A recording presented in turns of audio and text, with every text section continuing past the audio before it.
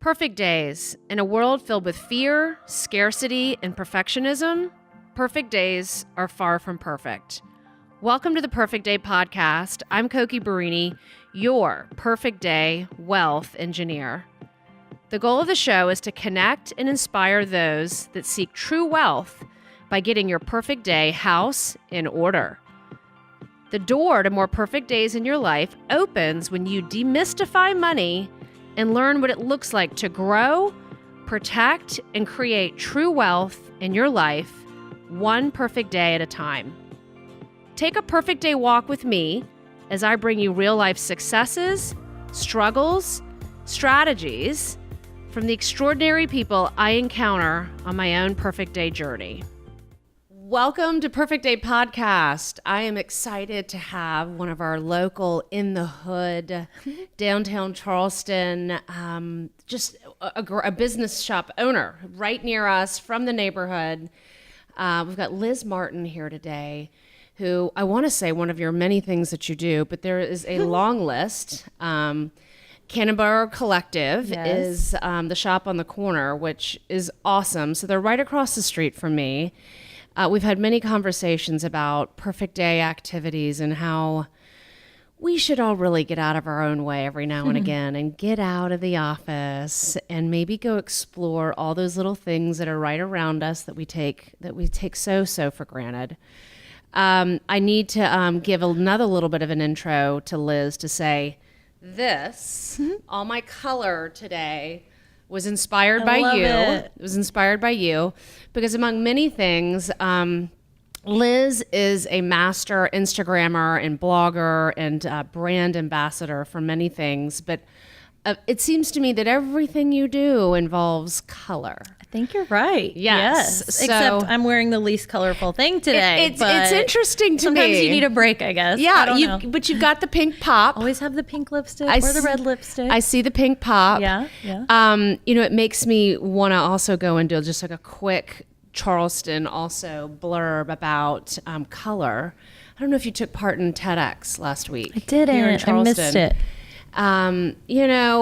So what we want to do here on Perfect Day Podcast is talk about strategies and struggles and successes. And I just got to tell you right out the gate, that was not a success for me. So I submitted to speak at TEDx and they did not take me. Oh, darn. What is wrong with them? Right? But that's not even what I wanted to say. One of the speakers that they simulcast she was an architect and she spoke so much on color. And so it resonated with me when I was doing some background before you got here today and before I chose my well-apportioned, colorful outfit. I love it. You nailed it. That she speaks so much to one of my favorite words, which is joy, and how you implement that with color. Absolutely. So I would love to turn it over to you and say, first of all, thank you so much for being here today on the Perfect Day Podcast. Thank you so much for having me. Yes. So I love a colorful beginning to the day and to the podcast season here today and tomorrow. And share with us, I'd like to know and start with color, your brand, your look. You've got many things going on Instagram and in the shop. And how has that inspired you? And give us a little flavor on what's guided you thus far on all your brands and your looks for. Pick an Instagram page because I know you have a couple. Yeah, sounds good. So I think it's something that just innately is part of what makes me happy and brings me joy. And you're absolutely right. I think color and joy are so interconnected. And I don't know, I've just always been really drawn to color. The one day I don't have my nails painted colorfully also today, but me too. I mean, I'm usually, exotic birds do not tweet. Oh, I like what you're rocking though. Normally. That's awesome. This one is Funny Bunny, I do know that one. Easter was yesterday. And Alpine Snow's a good white too. Okay. But color is something I do try to just always have in my wardrobe, on my nails, on my lips. I think it's just, it kind of can perk you up when you're not feeling so perky. And I don't know, the last time I remember really associating color with being happier. I used to wear scrubs in one of my former lives as a speech therapist. I had to wear black scrubs all the time to work. Wah, wah. And I did really notice it kind of drained my joy a little bit. And I just didn't really feel like myself when I was walking around in all black. And so ever since then, color has just been something. It's like I crave the color. And I think that's part of why I love Charleston so much. I think we have such colorful doors. If you just kind of look around, go down a different street you've never walked down, we have so many colorful doors, so many colorful flowers. Color. Rainbow Row. Yeah, color is a big thing here. And it's funny, I've actually, with my brand, I'm all about bright colors. So like hot pink and all kinds of stuff like that. Around Charleston, everybody loves kind of the seafoam greens and the light grays. So it's funny, sometimes the colors I want to have in my products at our shop sometimes don't get to be what I want, or what, my preference is for color. I like it loud and bold. But a lot of women that are shopping in our shop, I think like kind of the coastal colors a little bit more. You touched on something that makes me, I think it's a great segue into building brands and building a reputation as an influencer and as, with a blog and a following on your pages. I mean, if I go back to your Charleston Weekender page, I mean, how in the world, I mean, I didn't mean this to be about all my failures, but I mean, how in the world do you have, how many followers is that? About 22,000 followers on Charleston Weekender. In Cannonborough Collective, I think we have around 8,000 followers. I think I'm at 400. Well, Koki, I got you, girl. I owe you a favor for having me on, so I'll hook you up. So you said something that resonated with me as I've built online investment platforms, and I've got a couple asset management companies we were talking about earlier, and what you said about the color and you don't always get to market the color you like in the shop is I say to many of the vendors and the people that I work with that I don't want to be right, I want to be happy. And so that's what sort of resonated with me when it's like you want it to sell. So it might not be the color you want to put in the shop, but you're putting the items in the shop that sell, right? And so how is there, you must have a formula or metrics or analytics that you look at in terms of how you're building and getting all these followers. So help me, give us a little, the listeners want to know. Okay. I mean, I know you should listen, woman to woman, business owner to business owner, you shouldn't give it away for free. Period. Amen, sister friend. However, like give us a teaser. You want a little Instagram knowledge nugget? Because you have workshops that you sell. And we actually be online, right?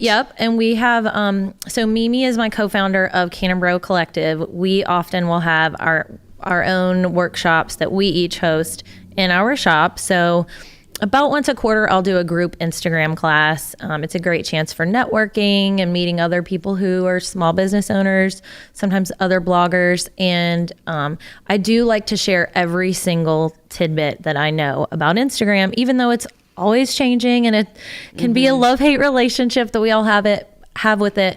But I will say that I try to pay attention. I listen to the feedback that I've gotten, and the whole colorful photo thing has been a really big part of why I think I've grown followers both with Charleston Weekender and with the shop. Really? Yeah. I mean, people love, but if you're not into the whole bright, loud rainbow situation that I'm into, that's okay. It's really just about having, I think, a consistency to what you post. And then I always tell people, try to make your pictures look like they are not taken from an iPhone, even if they are. So a lot of the pictures I post might be iPhone pictures, but I don't post anything unless I edit it. So everything you see on our shop, we get a lot of feedback about our Cannonborough Collective Instagram is so colorful and fun, but I'm, usually editing something or at least playing with the light beforehand when I do Instagram posts. So I think photo quality matters. Yeah, photo quality matters. That sounds silly, but I get it. I think it really does. It's the whole content, everyone can be a content creator, but you do need to spend a little extra effort if you do have a platform that is for some type of business, whether you want that to be a blog or a retail store. I do think you need to have consistent looking content, and then, play around. So I'll share some of my favorite editing apps. Snapseed is one of them. Awesome. Snapseed, and then Visco, VSCO. Those are apps that it's really easy. I think they're still mostly free. Just download an app, play around with editing your pictures. They all kind of have little, easy little, what's the word? Like hack. Yeah. Hacky. It's just a little easy. Tips? Easy to learn, user friendly. Okay. But I do say don't do filters. You know how Instagram has filters? Yes. That's not what I mean to edit a photo. Those don't enhance the quality of your photos. Okay. So no filters. No filters. No You're here to hear. filters. I'm a no filter gal anyway. Yeah, that's good. That's good. So just play Not around just with, on Instagram. play around with editing, and I think it'll make a world of difference. Awesome. Yeah. Well, so you got those tips here. Thank you for giving us those nuggets. Yeah. So I want to give something back to you in some way. You're giving us something. Well, I feel like I can give you more than that. But okay, you go ahead. Trust me. Yeah, we're gonna break here in a minute, but Okay. we got more. We've got more to come. When on the intake form, you mentioned a hot topic for me, which is work-life balance. Oh, yes. I know you're coming up on your 2-year anniversary. We are, of yeah. Cannonborough Collective. And I want to be at the birthday party. Yeah, Pretty please. everyone's invited. Put me on the list. On May Great. 17th. It's a Thursday. We'll be open extended hours. Okay. So come Thursday night, May 17th, check us out. Okay, beautiful. We'll do a date check because I think it may be the 16th. So Thursday. It is a Thursday. So I'm excited about that because Oh, you're right. It's the 16th. I can't come Friday the 17th. Okay, well, come Friday or Thursday Thank the you 16th. for changing the date of your party. No. To suit my social Yes, calendar. ma'am. You got it. But that being said, I know that you had mentioned that the work-life balance of having to physically be in a location has sort of changed, perhaps, giving back to yourself and time for yourself. And so did I get that right? And help me understand what work-life balance ideally would look like for you on a perfect day? Okay. I'm working on it. I'm 35 years old. And I think, when you think about the reasons you want to be an entrepreneur, they're so you can work from anywhere, and it's so you can have freedom in your schedule, and it's all these glamorous things, but you can very easily wind up working from everywhere all the time. And, your job becomes so melded with your life. And I really kind of had that. So I started my company, Charleston Weekender, in 2015 and kind of was in a good groove with that by the time we opened our shop in 2017.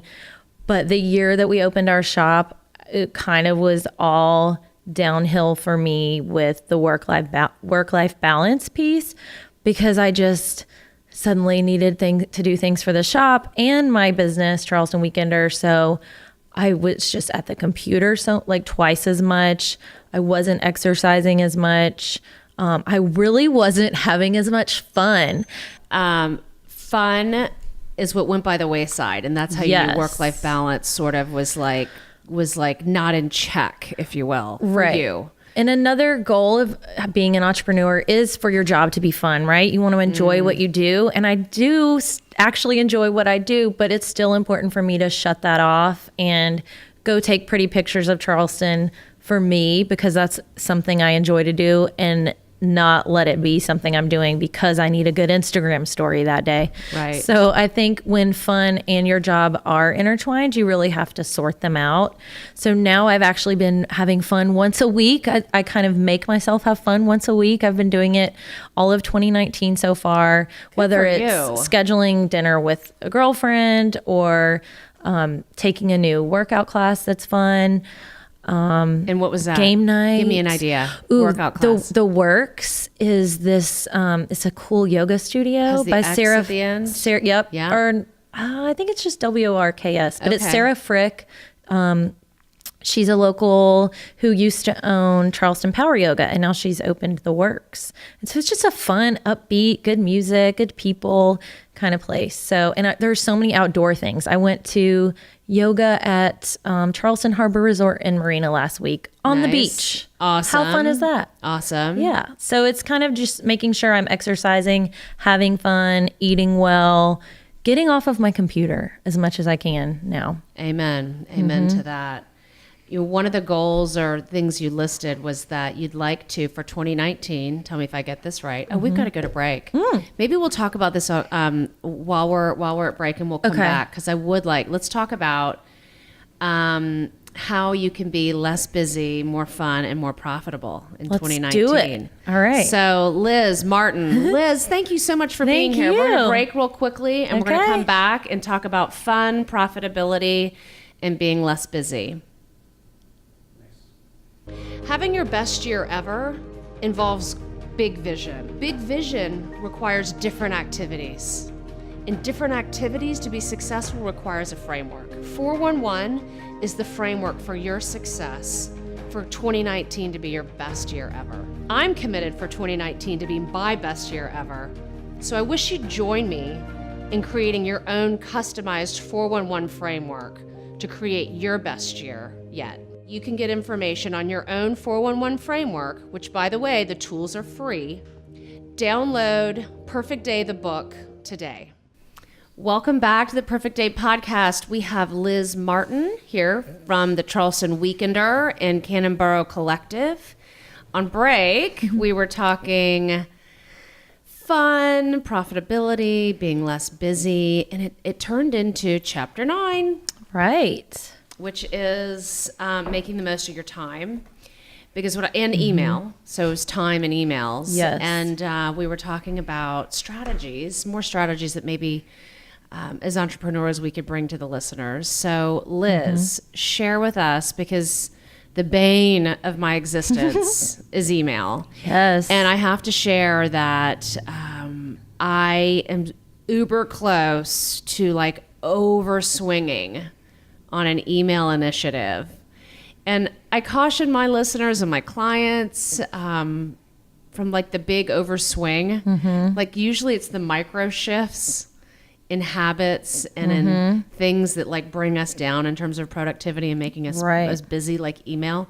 It's usually little micro things. But I'd love to hear, before I say any more on the overswing on my email conundrum, I'd love to hear what you do in terms of your time and your email, and how do you pay yourself first? So I will say that I've made a big shift in my business. Last year was all about, when I first started my business, it was do all of the things and see what sticks. And I think a lot of entrepreneurs go that route of, I started out, I had a, when we had the shop, when we started the shop, I had a wholesale business, an online shop, the retail store, a blog where I was working with sponsors to promote their products, and my Instagram workshop. So last year I said, I cannot do 5 things and be good at 5 things. You mentioned hats before we started. I wear a lot of hats. So you wear a lot of hats. Literally and figuratively. And so last year I pared some things down. I got rid of my wholesale business and my online shop. I basically pared down the parts of my business that were the least profitable. I think that's, if you're not sure what you need to get rid of, that's a decent way to kind of figure that out. And this year I've just been really conscious about what I take back on. And so email is definitely one of those things that I also was looking back at my year last year thinking, what is the thing that stresses me out the most? Or what do I feel like sucks away my time the most? Because I've also just been wanting to get back my time, because that's also why you want to have your own business, is so you have free time, right? And I realized that I was letting email, I felt like I was a professional emailer. I would just go into my inbox as what started my day, and that would dictate where my day went. And now I've actually gotten really bad at checking my emails, so I got to get back to the whole balance thing. But I love, that's one of the best things you could ever say. I have to put the thing on my to-do list that really needs to get done, and I do that thing before I go check my emails. So on Friday, it was writing a sponsored blog post that I had to. I did not look at my emails a single time before I finished that blog post.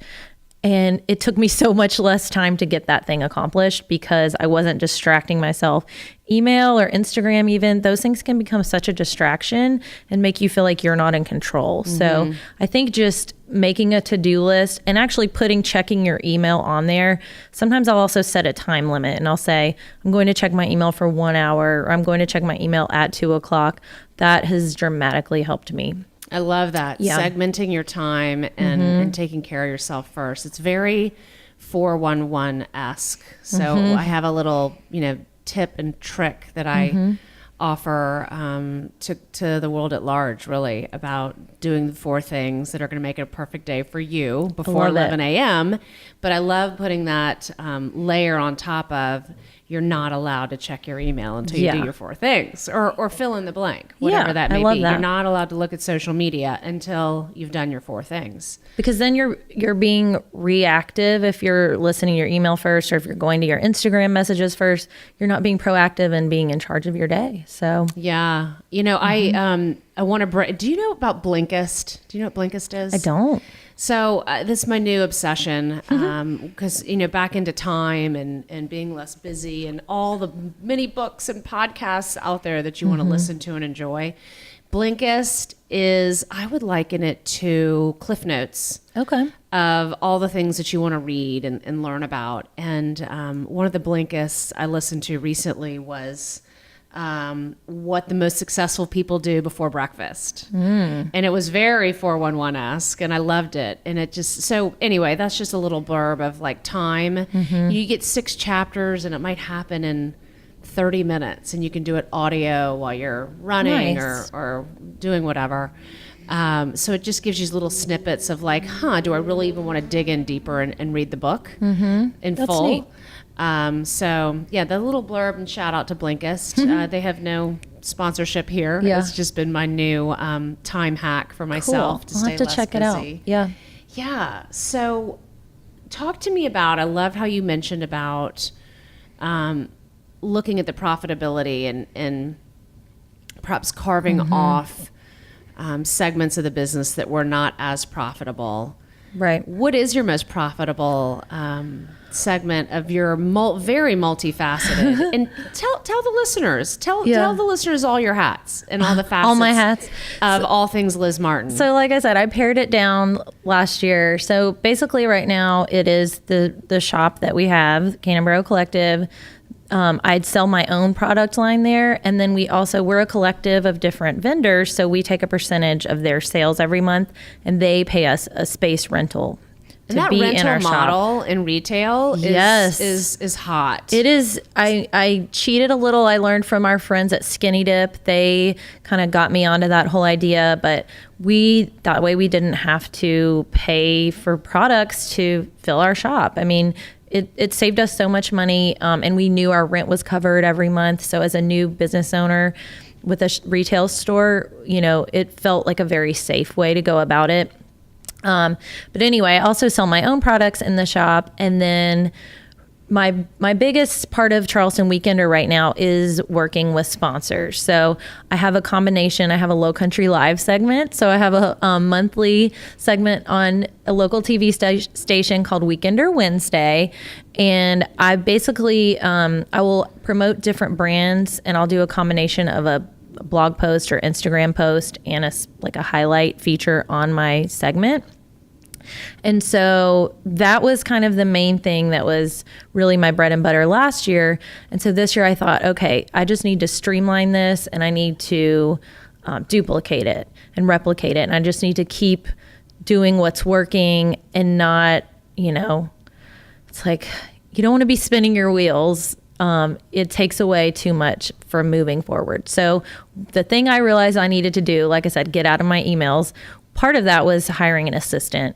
That was one of the best things I did this year. So hiring an assistant. Because you must be good at delegating. Yes. Are you a delegator? Yes. Are you a controller? I'm a controller, but I delegate the things that I know aren't the best use of my time. Delegate everything but genius. Yes. And then that's part of having great business partners. Mimi at the shop, we both do the tasks that the other one doesn't want to do or isn't as good at. And so in that way, we kind of delegate. But having an assistant, they're able to, I crafted a pitch email. So if I'm pitching to a brand, she knows step 1 is send the pitch, step 2, step 3, step 4. We have a little template that we work with now. So she doesn't need to loop me in until somebody's already said yes and paid on my website. And I need to take it over at a certain point in our little chain of that system we have in place. So really just having an assistant and having systems in place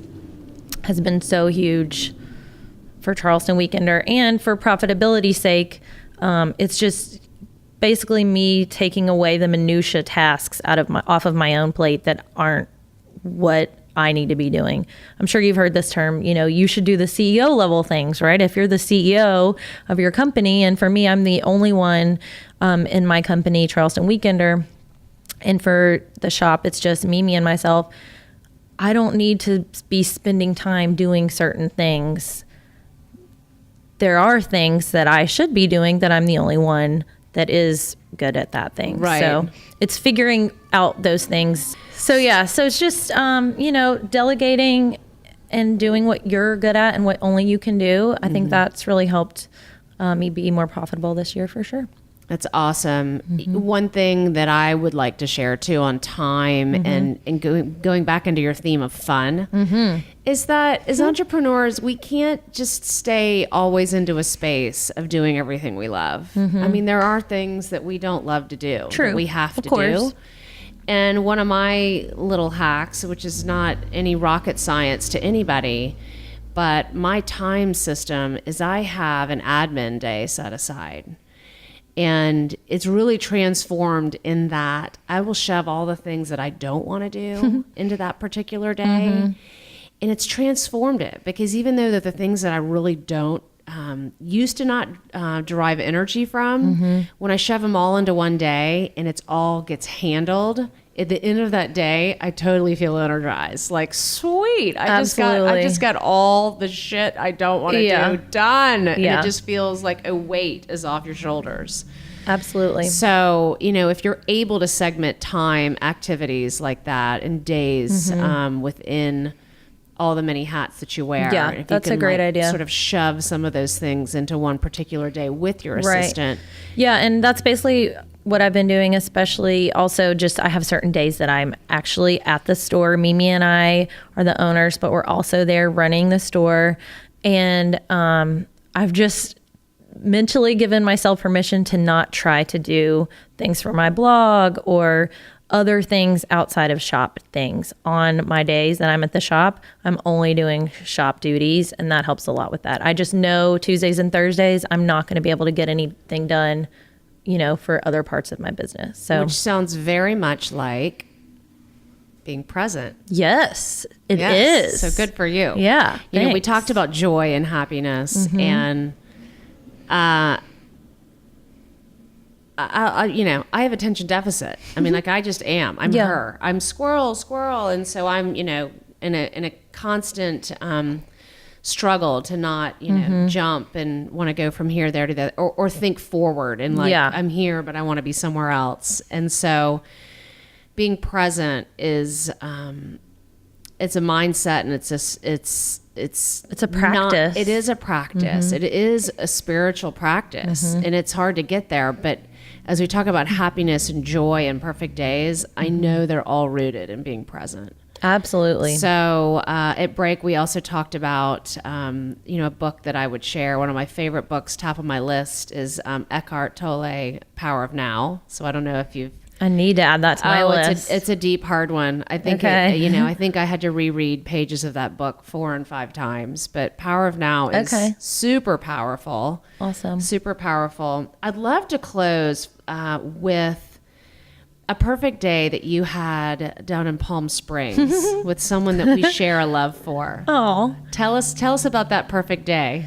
No, which person that we share love for? Are you talking about my friend Andrea? Oh, no. I'm talking about I know Iris. what you're talking about. That was Palm Beach. Oh, excuse That's me. okay. Okay. But you said Palm Springs, which I did just come back from, and that is one of my happy places. Okay. Well, you can talk about that perfect day if you want. Girl, I mean, anytime I'm traveling, I think it's kind of a perfect day. So, Travel. But we could talk about Iris, is what you were referring to. Iris Apfel. You know, I think really when you try to intentionally surround yourself with women who do make you just feel inspired and who lift you up, that is a perfect day, whether it's your best friend, your mom, your sister, or just somebody you admire. So that person for me, one of those people for me is Iris Apfel. She's got a Netflix documentary called Iris, if you're not familiar. And she's just a fashion icon who she calls herself a geriatric starlet because she got famous, I think, in her 80s, and now she's 98, and she's worked with brands like Kate Spade. And I kind of had this Charleston small world connection to her because of Friedrich's Optic. Those are the glasses that she wears, and they just happen to have a store here in Charleston. So You heard it here. I didn't know that. Yeah. And so anyway, I saw that through another store, Ebu, a Charleston store, she was going to be at Ebu's trunk show in Palm Beach. Well, my husband is good at going along with my whims. And so we decided, we have family in Miami. So we said, let's go stay with Aunt Kathy and Uncle Bill, and let's go see Iris Apfel. I have to meet this woman. She's 98. This might be my only chance. And it just lifted me up, and, getting to just spend some time with her. And did she give you a nugget? She was telling me, I was trying things on, and she was telling me what looked good on me and what didn't, and what I could pull off and what colors were good for me. So that was really a treat. What was the color she liked? She liked me in navy blue and coral. She liked me in bright colors. So I wasn't going to change that anyway, but so I was glad she likes me in bright colors. It's good to get a little validation from Iris. Yeah.